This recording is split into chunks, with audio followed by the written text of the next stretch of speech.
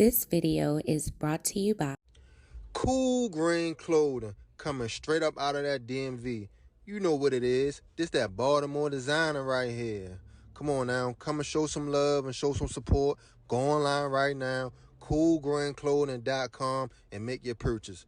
Oh yeah, by the way, if you ain't cool and getting the green, you're in the way, and that's just basic.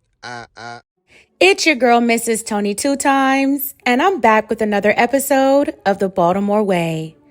In this video, I'll be discussing the terror of a 3-week-long crime spree that resulted in 3 women losing their lives. But before we get into this video, please hit that like button, make sure you subscribe if you haven't already, and don't forget to hit that notification bell so you don't miss out on any future uploads. And of course, feel free to share this video with everyone you know. Also, if you'd like to see more episodes of the Baltimore Way, please click the link to the playlist in the description box after this video to get caught up. Everything in this video is alleged. All right, let's get into it. It all started on June 24th, 2024, when a convenience store worker was attacked with a knife in Baltimore City. Law enforcement couldn't have anticipated how that incident would snowball into 3 weeks of terror. The man police suspected in that June 24 attack is 36-year-old Brian Cherry. 2 days later, on June 26th, a male worker who was passing out free medical supplies at the East Baltimore Medical Center was also attacked by a man with a knife for no apparent reason. The worker was viciously cut 8 times. He suffered wounds to the neck, both hands, his rib cage, and shoulder. Despite his horrific injuries, the medical worker miraculously survived. At the hospital, the medical center worker told police he'd never seen or spoken to the man who came after him before. The entire incident was captured by the clinic's surveillance cameras. A male fitting Brian Cherry's description was seen in the surveillance footage attacking the medical worker. On July 1st, Baltimore City Police issued a warrant for Brian Cherry's arrest. Brian's alleged crimes would only intensify as police searched for him. Brian would allegedly make his way to Baltimore County, where he lurked around a Middle River neighborhood and a nearby Royal Farms, where he stole a drink. He took notice of a home on Teo Circle. Residing in that home was 75-year-old Ayanna Elizabeth Sellers and her granddaughter, 29-year-old Autumn Harvey. Autumn moved in with her grandmother a few years ago after her grandfather passed away.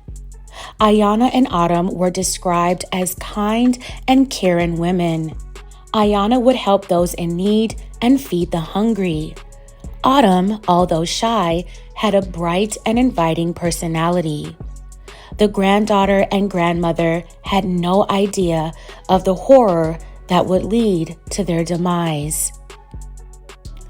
Overnight on July 6th, Brian allegedly utilized a plastic lawn chair and climbed into a window of Ayanna and Autumn's home on Teo Circle, but not before leaving behind a freshly lit cigarette on the ground next to the window. According to reports, after Brian allegedly entered the home, he brutally attacked Autumn and Ayanna in their bedrooms, leaving them to perish. County police went to the home the following day on July 7th after receiving a call for a wellness check on Ayanna and Autumn. Family members had not heard from them in 2 days. When officers arrived at the home, they found Autumn in her room with apparent trauma to her upper body. Her grandmother, Ayanna, was found in her room with blunt force trauma to her head. An autopsy revealed that Autumn was cut several times in the head, neck, and shoulder.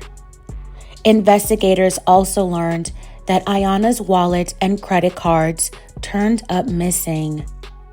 Baltimore County police investigators analyzed neighborhood surveillance cameras and checked into Ayanna's credit card statements. From those statements, detectives learned the card was used at a Dollar General and Walgreens in Baltimore City. Camera footage from those stores showed a man that matched Brian Cherry's description making unauthorized purchases with Ayanna's stolen card. At the Walgreens, detectives found out Brian picked up a prescription for a woman living on Abbott Court in Baltimore City. What investigators didn't know is that the woman would be the next person's life Brian would allegedly end. On July 24th, 2024, exactly 1 week after Ayanna and Autumn were found slain, Baltimore City police were called to the 800 block of Abbott Court in Latrobe Homes for reports of a woman screaming. The 911 caller reported seeing a man with blood on his clothes going in and out of a home on the block. When city police arrived at the housing unit on Abbott Court, they busted down the door to check on anyone inside the home that may have been harmed. That's when they found 38-year-old Sierra Johnson, half dressed on the living room sofa, gone from blunt force trauma to the face and head. A witness identified the suspect as Brian Cherry. The witness said they saw Brian escape through a back window just before officers arrived. Sierra Johnson was a proud mother of 2 children. She was beautiful, adventurous, and free-spirited. She had a big heart and deeply loved her family and friends. Her smile was infectious and would light up any space she entered.